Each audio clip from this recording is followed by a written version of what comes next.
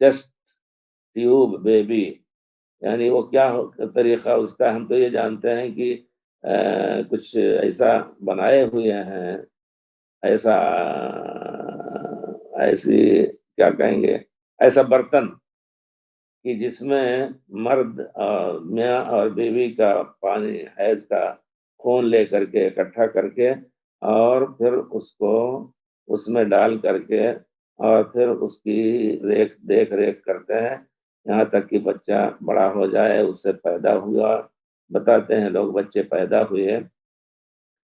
لیکن اس حالت میں جب کہ میاں بیوی کا اپنے طور پر جماع کے ذریعے سے حمل نہ ٹھہرتا ہو بیوی کو، تو کیا اول تو کیا حکم ہے آپ کہہ رہے ہیں اس کے بارے میں؟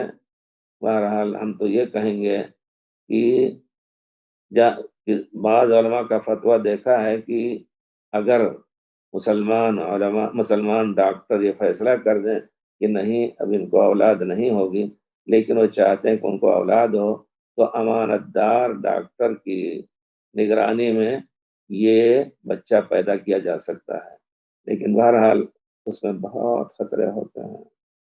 یورپ میں تو دیکھا گیا، یہ لڑکے جو جاتے ہیں کالے پیلے سفید سب بیچتے ہیں اپنا پانی، اور وہ فریج میں رکھا جاتا ہے۔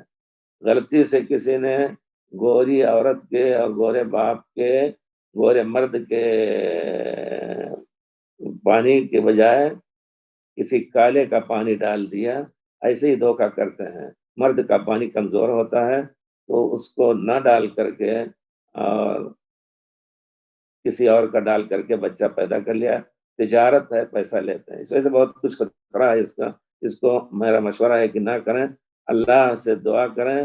حضرت زکریا کو اللہ تعالیٰ نے اس عمر میں بچہ دیا جبکہ بوڑھے ہو چکے تھے، 65 بوڑھے ہو چکے تھے، جیسا کہ کہا قد بلغت من العمر انی مسنی الکبر۔ بہرحال تو بوڑھے ہو گئے تھے اس وقت، اللہ نے دیا۔ دعا کریں، اللہ تعالیٰ بہت ہی بڑا حکیم ہے۔ اور پھر دوا بھی کریں، ہو سکتا ہے دونوں کی کمزوری ہو تو اس میں اللہ تعالیٰ نے ما انزل داء الا انزل له دواء۔